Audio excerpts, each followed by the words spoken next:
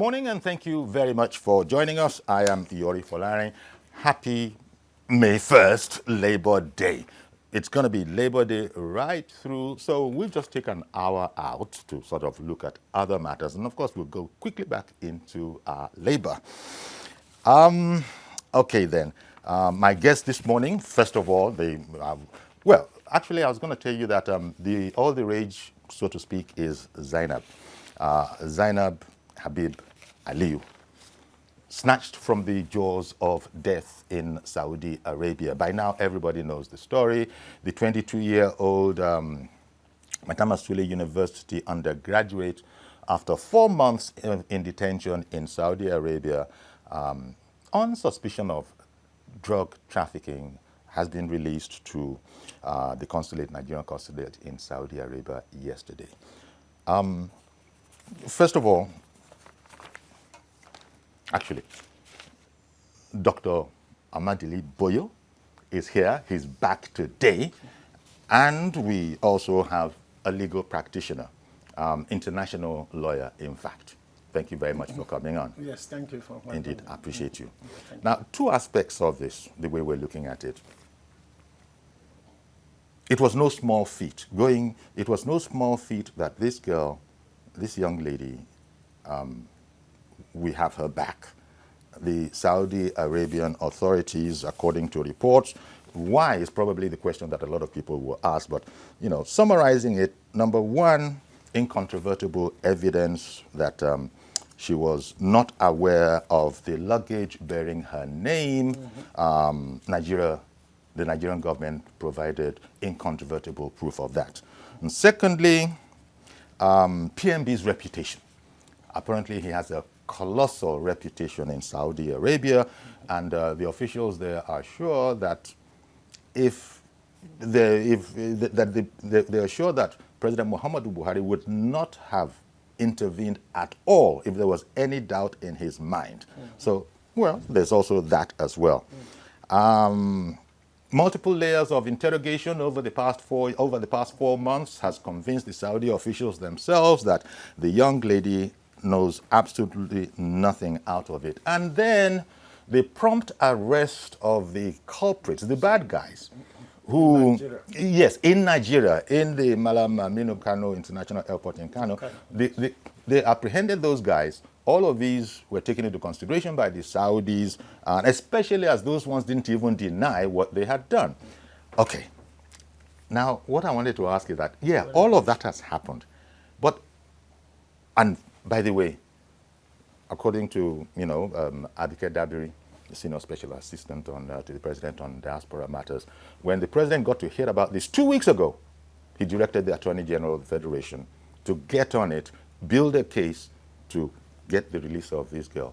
And so here we are. From 2 weeks ago, when that started, the girl is now with her parents. And by the way, when you look into the small print, so to speak, when you read the stories, there's another guy, an Ibrahim Abubakar, who also faced the same charges that Zainab faced, and he will be released to the Nigerian consulate today. Yes. For some reason, okay, maybe because you know how girls are, everybody's darling, that's what's in the news. But there's also Ibrahim Abubakar, who has also been released. Now, tell me, if you will, please, how easy was it? Because I know governments in the past have intervened, and it has come to naught. Yes. But not this case. Yes. But you see, I'm even pleased for the parents. I'm even pleased for the Zainab herself. And also I'm pleased for Nigeria as a country. Because citizenship connects rights. And that right, this is a part of it, whereby if you have problem abroad, your government must be able to intervene. And even as you know, that under international law, if you are arrested abroad, the first thing they will do is that, do you want to call your embassy? That's why you have people you call welfare officer to intervene, because that comes within that concept of citizenship. But this case, I'm really pleased for this girl, because don't forget, Saudi Arabia has this it's a capital offense. What the amnesty call it, barbaric sort of legal system, a capital punishment. Execution. About 3 weeks ago, or 2 weeks ago, while people are celebrating Easter all over the place, Saudi Arabia executed about 30 people for various offenses. And surprisingly, one of them was not even executed. He was crucified. And there's been a lot in the news. You will recall that what happened to Khashoggi is still also an issue. And in Saudi Arabia, if you are convicted, the only person that can grant you pardon is only the king. The king. And for that to happen, there is the need for public pressure and there is the need for diplomatic intervention. That's right.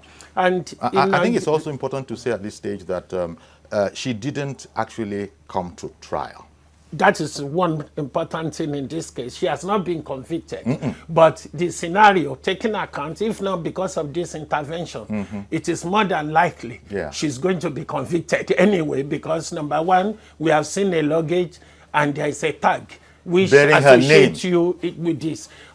But sometimes you have to look at the circumstances, because normally if you're checking 3 luggages and you get to your destination, you manage to retrieve 2. And you don't see 1. What normally happens, an innocent person or whoever, we go to the airline counter to go and complain. But this lady, she's checking only 2 luggages, but for one reason or the other, some people managed to attach her name to another one completely. And she didn't even try to claim it. Because she was not missing any bags. I'm glad. Yes, you will recall she was arrested in the hotel. Now, you see, let's leave the intervention from the president, the representation of the president, the relationship between countries is also important in this sort of matters. But let's go back home. The issue goes deeper than what we are seeing. Okay. How did they get the tag to attach to somebody's luggage? If there is nobody working at that airline at the counter who will issue you that tag, you see. Are you talking about in Nigeria? In Nigeria here. And I must say this to you, Mr. Yori. There is a drug baron somewhere. Not these people who are arrested. Of course. And these drug barons, what they do is that they manage to infiltrate the system. And you don't see them, because most of the drug barons, you hardly see them. The people you see who get arrested on the day, they are the foot soldiers you call courier. And these people, they just give them drug, they give them money, and they go. And also, even if you're a regular traveler, the moment you check in your luggage, you don't know what happened thereafter until you get to your destination. And over the years, because of what I do and where I've been to, I've seen so many things. People will arrive at their destination, they don't see their luggage. 2 days later, the luggage will arrive looking damaged. They will put it in a white nylon bag with this tag and give it to them. Now, by the time they take legal action, at a point, you will now discover that it is either the police who intercepted that luggage and they managed to force it open because they are investigating one thing or the other. And if you go to the airport, you will see a lot of people today who will say, oh, my luggage didn't arrive. They said we should come 3 days. By the time they retrieve the luggage, they just realize it has been damaged. You see, and most of this, if you look at the profile of this lady, because this is a lifestyle offense, drug traffickers will live big. They live in a big house. They drive the big cars. She was accused. She was thought to be a courier. She was thought to be a courier. She was thought to be I think they call them mules. They call them mules, right? Yes, mules. And also, there is another point, is that most of these couriers, if you watch the way these operations are carried out, sometimes deliberately, the security agencies let them go through. They know they are carrying drugs, but they let them go through. And the reason being, can you imagine, if someone, let's say XYZ, travel to London, for instance, carrying drug, even they know that this person is carrying drug, they let them pass through. The reason why they do that, if this person come back to Nigeria and the drug baron give them $15,000, you will know, as I do, there will be tendency for that person to take a second trip. And then they get arrested. So, there is a prison near Heathrow called HMP Brunswick. If you go there, you see a lot of Nigerians there. It's unfortunate. So the legal aspect of it, or the official aspect of it, was apparently, federal government has secured her release. Yes. But I think crucial to all of this is President Buhari's reputation. Because that's, I imagine, because we have all been witnesses to governments even outside Nigeria, seeking, outside Nigeria, and even they the don't United States budge. government has not been able to get some people out of That's the right. jobs of That's Iran, right. for instance. But the U.S. citizens in Iran. I mean, imagine the North Korean guy that was brought back almost half dead.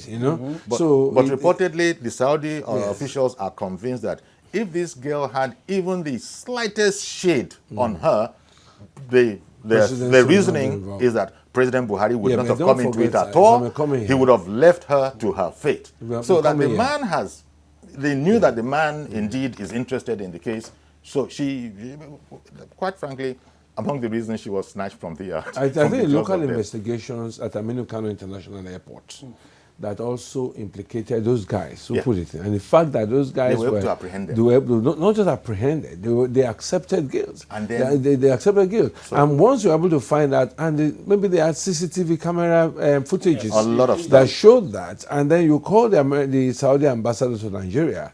And I agree with you, there are three things involved here. The fact that the parents of this girl could have access to the presidency. Because we cannot just, it is not every Tom, Dick and Harry. I don't know if they had access to the presidency, but there's a level of influence. Mr. Habib Aliyu himself, as soon as his wife told him, because Zainab was in Saudi with her sister and her mother. So as soon as she was arrested, called home, the father got in touch with the drug agency, NDLEA, and all the other security agencies. No doubt, Mr. No President matter how innocent you are, sir, in this country, you need to know people to get your innocence, as it were, validated. Now, the fact that she was innocent or not depended on the investigations taking place at the Aminu Kano International Airport, one. Two, the speed of the investigation. We have been in this country, which was remarkable in this case. Where we have been investigating. We have been in this country, which was remarkable in this case. Where we have been investigating Wiki Bola for almost 20 years now. Are you getting me? The speed of the investigation, then the way they were able to apprehend those people, and they got. I mean, Aminu Kano is a busy airport. I agree, it's the second. After Port Harcourt, now you have Mauritania, then Port Harcourt, Abuja, and Aminu Kano. They are the main international exit points. Now, to get those people through how things work with FAN and all the various agencies at the airport, almost 20 agencies, from quarantine to FAN to NDLEA to customs to immigration. Looking for a needle in a haystack. And they found it. It's not almost, it was. They found this needle. And again, they found these two guys. Yes. I'm sorry. Scratch that. The guys. They found, I don't know the numbers. I don't. They have actually arrested people who, interestingly enough, deny nothing. Listen. I had a friend whose suitcase was opened, and he took a lot of things from the suitcase in about 2 weeks ago. Till today, they've not found who did it. And the person has reported to the airline, they reported to the Nigerian authorities, they've not found. So I'm saying that the speed itself shows that if the Nigerian security apparatus, whether it's FAN, whether it's NDLEA, whether it's even the Nigerian police, want to work, they can always get these things done. Where there's a will, right? Where there's a will, there's a way. And where there's a will, there's a way. Now, to mobilize these people, I'm telling you, it's not just a run of the mill. It's not just ordinary. There must have been some level of pressure from the Attorney General of the state, Attorney General of the Federation. No, the man was directed to build a case for her release. Yes, and that's not ordinary. That's not ordinary. It isn't. Even we've seen cases in this country where very top level officials of the government have been implicated in drug abroad, and they couldn't get any help. Yeah. Now, Abike Dabiri was telling us, the senior special assistant to the president of the diaspora, that her office was working very closely on the whole matter with the Ministry of Foreign Affairs and the Attorney General's office. Yeah. And as the news broke that Zainab had been released, the Senate was preparing to send a 6-man delegation to Saudi Arabia. So look at all the pressure. And that in itself is not ordinary. It's not ordinary. Because this is a lame duck Senate that will want to consolidate its things and get ready. No, Saraki, according to reports, Saraki was supposed to have led 6. But that has to tell you that this is a lame duck Senate. A lame duck Senate in the sense that they should be handing over. The interest they showed also. Those pictures of Zainab is coming up. Yes, the interest, fellow undergraduate. The interest they showed is not ordinary for a 22-year-old. We're not talking about a 60-year-old, well-known person, a 22-year-old lady to have been locked up and they didn't even wait for it to get a conviction. They didn't wait for the case to get to court. No, I can't wait for it to get to court. No, in fact, I understand that the father was busy pressuring them that we must move before these people proceed to court. I'm not telling you that the fact that they were able to intercept the case, before he said it, once this case had gotten to that level, look at how Khashoggi was killed. To today, Saudis didn't do anything. America made noise, everybody made noise. The whole Washington Post correspondent was killed, and it was very clear. And Saudi Arabia didn't do anything about it. The other thing I that I wanted to bring up is 2,000 packets of Tramadol, this opioid analgesic, which, by the way, is a prescription drug. I want you to first of all tell us, what is an opioid analgesic that is being abused? I was doing some reading up on it, and I hear that even Boko Haram people are using it. Other people are using it because, well, you tell us about it. Apparently, it being an opioid, I read some quotes from some of the people who are using these tablets, that it just makes them double strength and all of that. So what exactly is an opioid analgesic? And is it connected with what we hear with American celebrities where they say they are addicted to painkillers? In the first place, generally, opioid analgesics come across drug abuse. When we talk about drug abuse generally, and the last 2017 report showed that 14.6 million Nigerians are into drug abuse. Out of this, about 4.6 million are in opioid. And this is Tramadol and other things. And the problem with, and then about 10 million in cannabis, then the rest on other drugs. Okay, now, that is the drugs problem generally. the problem with Tramadol and most of this opioid is that they are legitimate drugs prescribed by doctors that can be used for alleviating pain, especially in very severe pain like in cancer and some other pains like that are very, very serious. That you have to intervene at the level of the brain to kill the pain so the person can have a level of relief. And at this stage, we call it alleviation, pain alleviation therapy. And it's the dosage that the doctors prescribe that makes it work. So all these drugs have their dosage levels that can be safe, the safety levels. Now, what happens with these things is that because they're addictive, doctors are trained not to prescribe them just like that. The reason was verifiable and validated. It's under the Controlled Drug Acts. But I was reading that even though it's a prescription drug, it can still be bought over the counter. No, it shouldn't locally. Be. No, that's the problem. That's the problem. Even a doctor cannot prescribe it without a reason. There is a register in the hospital called the Controlled Drug Act Register, where every drug given, and that's how it's supposed to be. When you bring in an opioid, it's marked that you have brought it in. If you are going to take it out, you're supposed to sign, write the time you took it out, the amount you took it out, who you took it out for, and the condition for which you took it. That's even within the hospital system. So if you go to a chemist, you want to buy such drugs, it's supposed to come with a prescription. And the chemist is supposed to look at you and be sure that this prescription is authentic. And of course, the pharmacist is supposed to give you the drug based on the dosage level. Thank you, sir. Because these happy drugs, you got to that dosage point. Because I want you, sir, could I just stop you a bit and talk about the dosage? Again, reading up so that you can just correct me. I understand that normally it should be something around 50 milligrams. Yeah, 50 milligrams. What we're hearing, when you read, they say that there seems to be a special preparation coming from South India to Nigeria, where it's around 200 to 250 milligrams. So that's about 5 times the normal strength. Yeah, it should not be expected that if it was coming from a reputed pharmaceutical company, your idea is that, okay, there are some drugs that have high doses.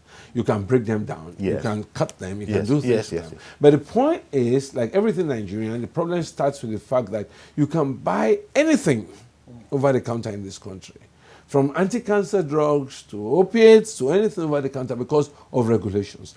People don't, ordinary Benin Republic here or Togo, You can buy chloroquine or anti-malaria from over the counter. You can't buy diazepam, otherwise known as Valium, from over the counter. You must come with a prescription. The government has tried to enforce this, but because of the number of pharmacists we have in this country, the fact that most of our pharmaceutical outlets are controlled by traders who buy these things. So you don't have enough pharmacists in this country. And the area where you have pharmacists are in the south, and the south alone. In the north also, if you want to insist on that, they virtually sell no prescription drugs in the north.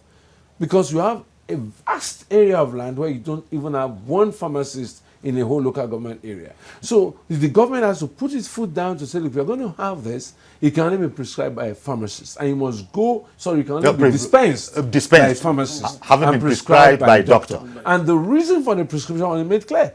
So that at the end of the month, in advanced climes, the government goes around to pick up these things, records of the use, the dispensing and the use of these things for it. Now, to have 4.6 million Nigerians, this is authentic from the United Nations Office of Crime and Drugs for Nigeria. 4.6 million Nigerians addicted to opioids. 4.6 million are already hooked on Tramadol. Now, these are I know with Nigerian, because it comes in various brands. Anything in Nigerian census, we are talking about those that we can see, tip of the iceberg. A lot of other people on the ground cannot be identified. And yes. But another thing is that, in the north generally, Muslim areas, alcohol is frowned upon. However, that doesn't mean it's not being taken. Well, yeah. But what I'm saying is that, but these are tablets, and so you can see a situation where maybe that's the reason because according to reports, there is a serious problem up in the north with addiction. To this medicine here. But the case here, we're not even talking about consumption. It's just that there was enough somewhere. We're talking about Zainab here, but unbeknown to her, somebody marked a bag with her name, put the stuff in it, and put her in trouble. But now they are exporting it. Well, those people, by proxy, we're trying to get it out of the country. Going to Saudi Arabia again, where alcohol is prohibited. So again, but it is some form of shakis. The problem with this is that, when you see a tablet, it's always difficult to know what it's all about. Names are not written on tablets, like maybe paracetamol. You have to know always from the packet. And most of these things are not always kept in packets, because it will be anybody that sees Tramadol. So they just see a white round tablet, and it could be prescription tablet. But the point is, these people are always foolish enough to carry so many of it. And when they see it, because if you're traveling and you have 6 tablets of Tramadol at 50 milligrams, nobody will arrest you.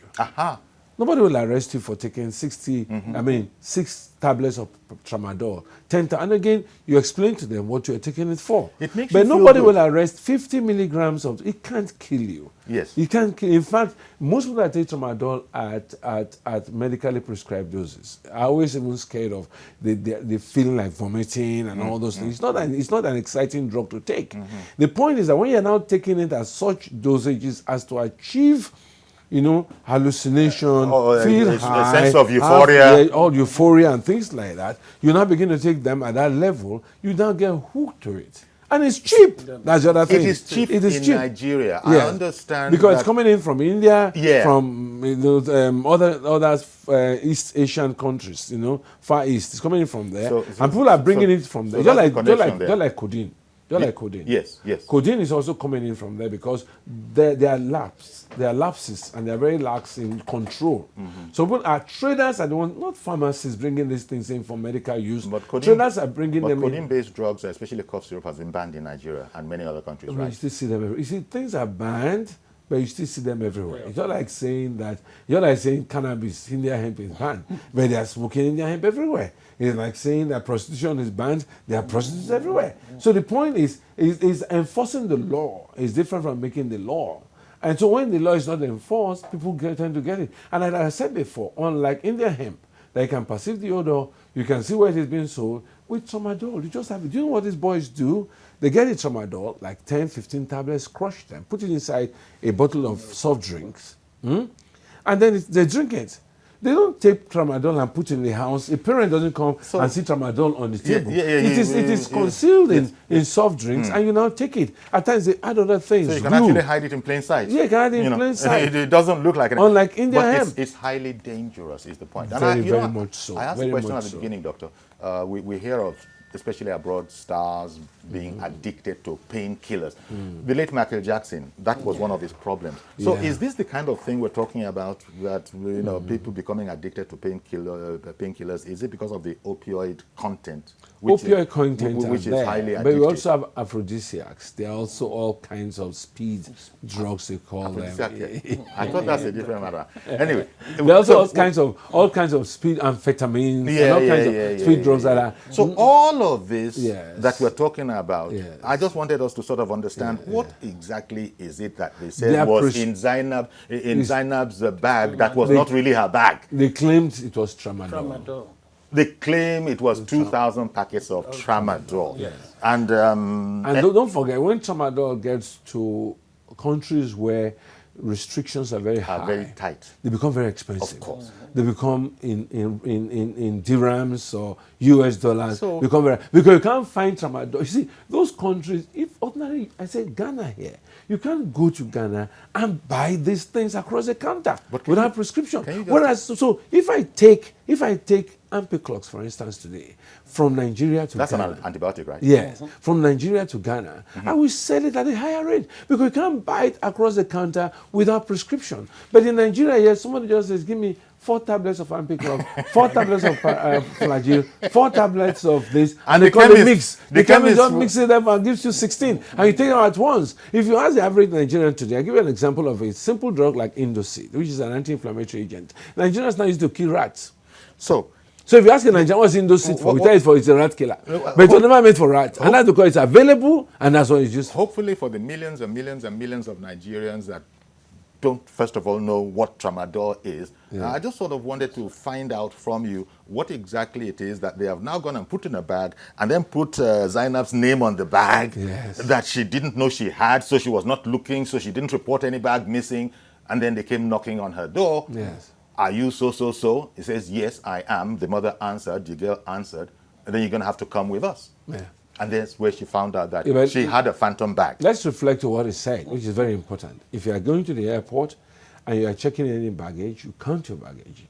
If you're checking only one, pick one and go. No, sir. Didn't you get it? Yes. They were not missing any bag. Because that was a phantom bag. Yes, but what he said was that if they were going to implicate her directly, she would have gone to complain that one bag is still there. If she was a trafficker itself, she would have gone. And these people are watching you because they did not see the tramadol from her. They had seen the tramadol at the point of loading the thing into the carousel or into the whatever, and they had known that. At that point, they had already got it ready.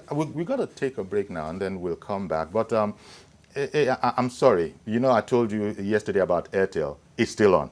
Airtel still is not working. So it's been 3 days now. Day before yesterday, and then today, Airtel is still not allowing callers to reach into TVC. We'll go on a break. We'll come back. I'm sorry, you won't be able to make calls because of Airtel. We'll be right back.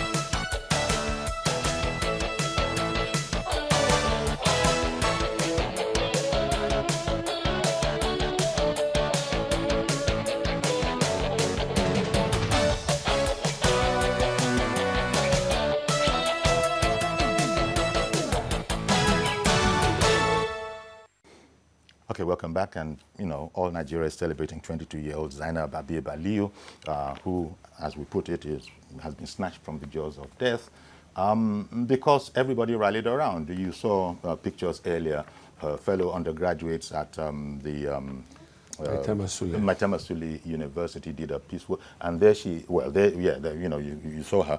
That was her with, I think, was that her parents? I don't know. The picture was fleeting, but you know, she's back with her parents. And I was also mentioning the fact that there's another gentleman, Ibrahim Abubakar, reportedly charged with the same things that she was charged with. He also is to be handed over to Nigerian authorities in Saudi today. We're not hearing about that too much, but it's enough for us to know that he's coming home too. So we don't have enough details on that, but apparently, maybe my speculation is that the situation with Zainab is probably what happened to him too. But the fortune of these guys, I don't know if Zainab is the person who carried her good luck and her good fortune and rubbed it on Ibrahim, but it's not an easy thing at all. And there no doubt will be questions that, well, we're happy about this, but how about the rest of us? And I'm sure you would have liked to call him, but I did make the point, didn't I, that Airtel is not allowing the other leg of our program to work because people would have wanted to say things, we know. But here we are. This has happened. You can't expect the president to be coming in on every case. Yet there will be many deserving cases, I am guessing. But they didn't have the right, you know, is it connections that we call it locally? Okay, you want me to Yeah, go ahead. Thank you for coming back to me. Look, Mr. Yori, the point You had to get that in. Yes, we were talking pharmacology now. Mr. I respect that. Because when it comes to the technical aspect, it's better for the doctor to do so that people can be more enlightened. I do respect that, and I'm not complaining. But in any event, I still thank you for coming back to me. Very good. But what I'm going to say is this. There's some element of good fortune here. And one must commend the parents. But the issue goes deeper than that, and reiterating that point. Because there are still other Nigerians who are in prison in Saudi Arabia, in Malaysia, in Singapore, UAE, in Indonesia. And these are countries who are known for their robust legal system of one dreadful form of Sharia system or the other. And the point I'm making is this. Now, if not for the father... It's not dreadful. It's just that... Okay, for their legal... Let's not criticize their own legal system. Sharia, let's leave it Sharia that legal way. system. But the point is this. If not for the father, are we going to... Will we be able to sit down here and be talking about this lady? Because the father took the bull by the horn by saying, look, but that's what I know my fathers daughter... do. Look, that's what the fathers do. That's but what is fathers it every do. father that will be able to reach out to the president of the Federal Republic of Nigeria? Is it every father? No, sorry, let me develop the point, please. Is it every father that will be able to reach out to the media? Because don't forget, you can't isolate the media pressure from this incident. You're very right. And it's very important. Social media, I understand. Yes, the social media, let's say all form of media. But I'm not sure also, if her father reached the president. Well, there was an audience, according to the president. 2 weeks ago. 2 weeks ago, exactly. The president, it was brought to the president's attention. But in any event, the president intervened. Yes. But you see, the point I'm making is this. Let us look at other people who are presently in prison in Saudi Arabia, who travel from that airport to that country. Because, you see, this issue is a serious issue. Anybody can be a victim. But can this case be helpful in that regard? Because now that this has been proved, that this girl was going to be set up, but for the love of God, she was set up. Yes. Now, can that be helpful? Because it now throws in an element of doubt. And I understand that when there's doubt, the law begins to look at... I take your point, but can I respectfully ask you to take my point? We are not going to deal with Zainab alone.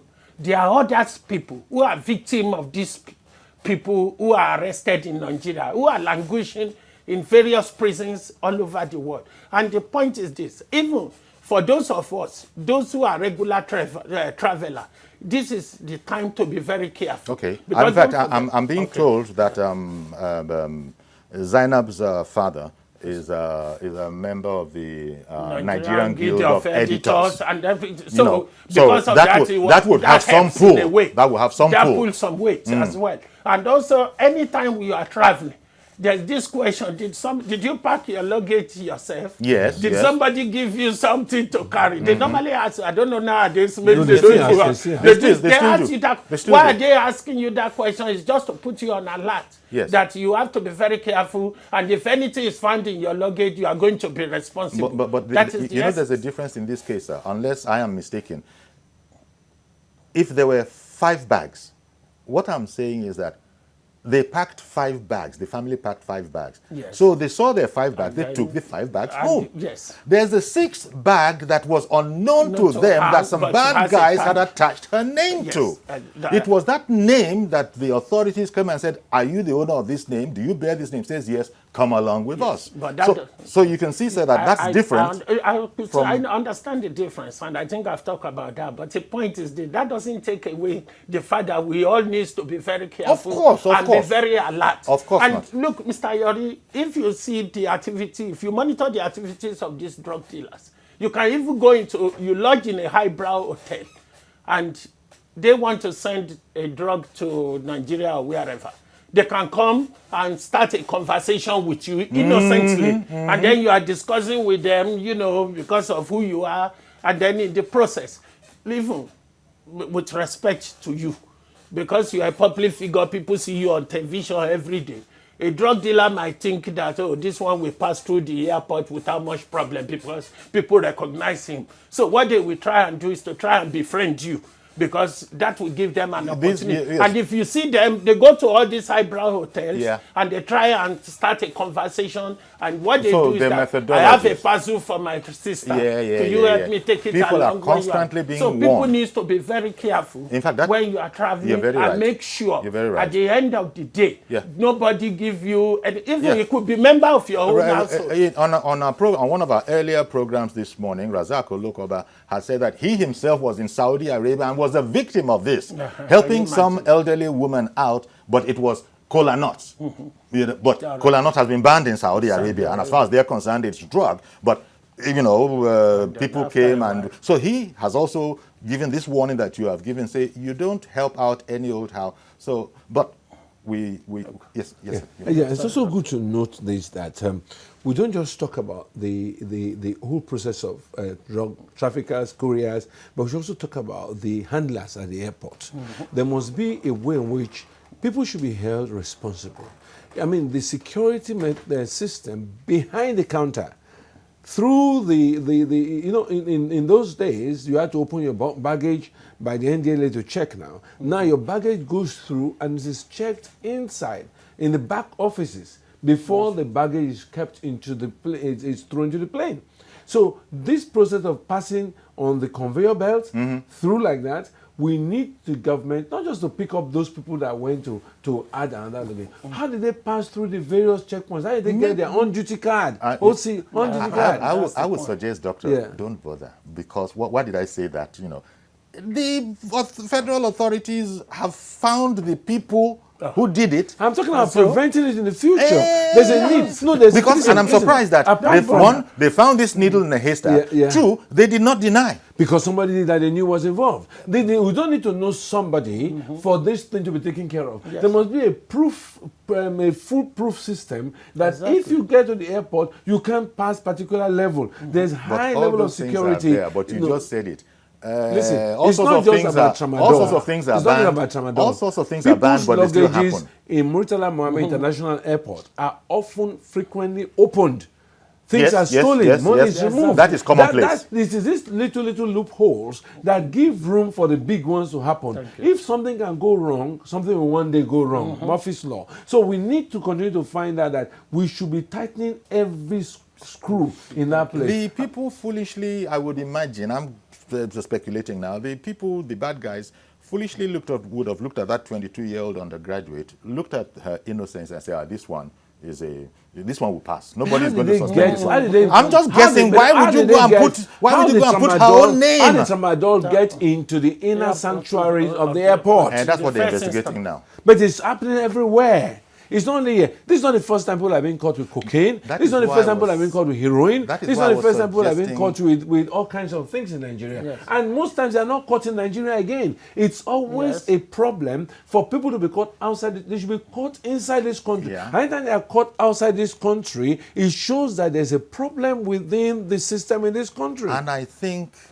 coming back to Mr. Aino, that problem that you're talking about, Doctor, has now been, it has been exposed. And so maybe, I was saying that maybe this case, spectacular as it is, can be of use to some other people because it has shown that there's a flaw in our system. And so some people that the authorities in Saudi Arabia might not have been ready to listen to, might not have been believed before, now perhaps an element of doubt. So might it be one of those kind of situations? Well, don't forget, they have an ambassador in Nigeria. And why do they have the ambassador will be able to tell them that this country, and everything. And let me give you, but maybe I've not experienced it before. Right from the time you get to the airport, you see people playing to the gallery. Security officer, well done, sir.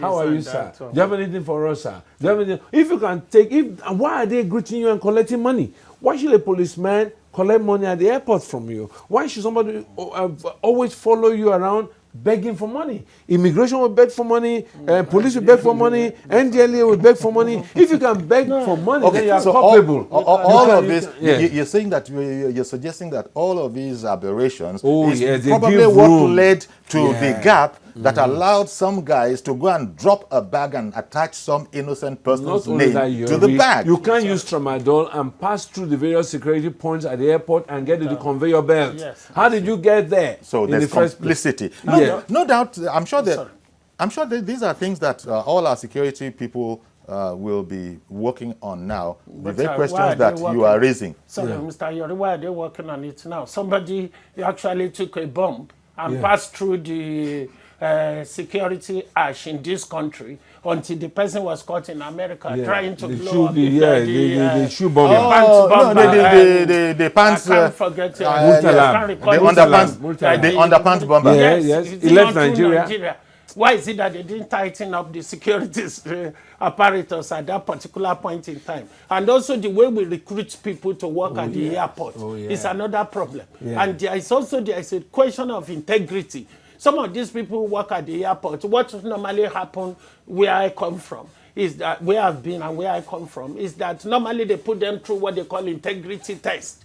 Whereby you profile them. You profile them, you put them through integrity test. You put a hidden camera, and a lot of them were caught putting their hand in people's luggages, trying to take valuable, and they were prosecuted and dismissed. If not for Airtel, it is Airtel. People would have phoned in they would tell would have told of their experiences, of things they're talking, baggages being violated and that kind of thing. And they are still kept there. That's the problem. They are still kept there. People pilfer, they are caught, and they are left there. They are left there. Because if people are dealt with, we will not, it's when little things go through that big things can go through. It always starts like that. It always starts like that. And you have these 6 people now. I know, I can tell you, it's not limited to them. There is somebody who is using these people. And how did that person manage to How many people did you read? 6 of them. 6 of them were pretended at Aminu Kano. But don't forget, they've been charged to court because they used the charge sheet to get this lady out. These people need to be prosecuted in a very robust manner. And they need to be dealt with because those that are behind them too. That's what I'm saying. You are taking confession from them. Yes. But use that. This is a good opportunity. If it's plea bargaining or whatever, that tell us the people behind this because it goes beyond them, and that is what I'm saying. That the issue goes deeper than what we are talking about here. And any judge who wants to deal with them, this you see in this country. And I can tell because the point you're making is that those that are arrested are unlikely to be the kingpins. I know that. It's not that. That's a valid point. So, and then how did this Tramadol get into this country? That's another matter. Through the wharf. How did they come from southern India into Who Nigeria? imported them into the country? How was it approved? How did NAFTA give them, allow them to bring them in? Allegedly marked. They don't manufacture it in this country. Allegedly marked for export. you know. But we don't manufacture. Why do you want to export? No. I mean, where it was manufactured, yes. It was manufactured for export, and that's how it arrived here. Yes. So, and when it comes in here, no drug comes in the country. Scheduled drug, right? No scheduled drug comes in the country at that dosage. 250 milligram tablets, it will not come in. So it was specially made. Yeah, and NAFDAC will also want to know destination of this drug. Exactly. Is it going to a teaching hospital? There are some drugs that can't even go to a private hospital. Is it going to a teaching hospital? A pharmacy across the road can't sell tramadol of 250 milligrams. There's anything like that. And how is it? Who brought it in? Whose license was used? Who was the pharmacist whose license was used to bring in the tramadol? All these things should start a chain of reaction. Exactly. Really. And especially now that the president is involved, maybe this gives something of a fillip to the efforts of the NDLEA. Because they are in the airport there, They failed. Yes. It was a failure that led this thing to go through. It failed. Yeah. So the NDLA failed, quarantine failed. With quarantine, we'll have gotten the customs. We'll have also checked, because when you get it, there are 6 people that check your load. Quarantine, NDLA, customs, all kinds of people are there before you can enter, before you can get your things through. And these people all failed. They all failed. And it all failed. And unfortunately, a young girl who has been saved by God, actually. You might be saying that the president intervened. Divine intervention has shown up, and 22-year-old Zainab Habib Aliyu, an undergraduate of Maitama Sule University in Kano, after spending 4 months, because they arrived in Saudi for the Lesser Hajj, I understand, the day after Christmas last year. And so in the past 4 months, even the Saudis have been busy, layers upon layers of interrogation, and they are now persuaded that, no, this girl doesn't know anything. But of course, you couple it with the president intervening, you couple it with the arrest of those guys who didn't... this needle in the haystack that somehow we managed to find. But if you go to the airports, they know all these people. They know the drug dealers. They know the people. It's only because we are not that we don't implicate anybody. They know these people. They know the NDLA bosses know the kingpins in this town. They know them. Now, all the efforts that the president's intervention through the Attorney General's office, caused to happen. Now, people can demand that you people can do it. Now, continue when it is not Zainab. Mr. You're not enough. When there was a bomb blast, Easter bomb blast in Sri Lanka, they went to the homes. They found out these people, they went to their various homes and picked up these things and found out that they were manufacturing these things at home. There must be a need for these same guys to go to the various homes of every staff of my Aminu Kano International Airport. I was on duty on that day, track them down, go to the homes of these barons, track them down, find the source of the tramadol. I imagine that's part of how they found out these other guys that we are referring to as needle in a haystack. By now you expect heads to roll because somebody... yes. No. This is too public. They follow the paper trail. They follow the trail. They should follow a trail. Because there's so many other Nigerians in Saudi Arabia. We don't know the details of their own case. And then Dubai, Malaysia, all over the world, all over the place. And all these NGOs too. And for some, you see, there is something missing here. Let's forget whether some people are trying to spin this and so that they can take credit. Oh, yeah. This whole matter about the federal government secures the release of... You see, sometimes government spin issues, but it's understandable. I can understand where they're coming from because you are seeing the permanent secretary of the department. He's the guy who had the press conference. Ambassador Sulaiman Mustafa. What happened to others? You see, this country, we have a lot of issues here. Nigerians' rights are being violated day in, day out. And the way some of these countries treat our citizens, because they know we don't respect our citizens. Do you know how many slaves are in Saudi Arabia? Nigerian slaves? No, Mr. Yori. Okay, if we respect our citizens, how come people are just being locked up, they are not being tried? How come soldiers or this SARS, they are using guns here and here? Even we are... No, sorry, let me develop the point. So, because sometimes I listen to you, but I invite you to listen to me. Because in this great country, the concept of citizenship is being abused day in, day out. How come you are in Nigeria, as a citizen of this country, when you are traveling out, you will queue, somebody needs to stamp your passport, to show that I've seen you on departure, SOD. When you come back after 10 hours flight, you will still queue for almost 1 hour for somebody to stamp you that's seen on arrival. But if you are lucky to have a passport of another country and you get to that country, there is a route you pass as a citizen. Even if you put your, they call it iris recognition, you just straight. Put your eye, it goes in. Nobody stamp your passport. You see, that comes within the concept of citizenship. But in this country, when you go out there, you will see your neighbors violating your right. You will see authorities violating your right. You will see employer violating the right of employee. So there are a lot of issues we need to look at. The government will take credit for this, and one must acknowledge. But the point I'm making, and that point, and I'm making it robustly, that what happened to other Nigerians, and I can tell you, even forget Saudi Arabia, forget Indonesia, forget Singapore, even in United Kingdom, where I practice law, I've been to prison. When I'm walking out of that prison, after seeing the client, and I look back, you will see a lot of Nigerians there. Some of them, they've finished their prison sentence. They are only waiting for their deportation.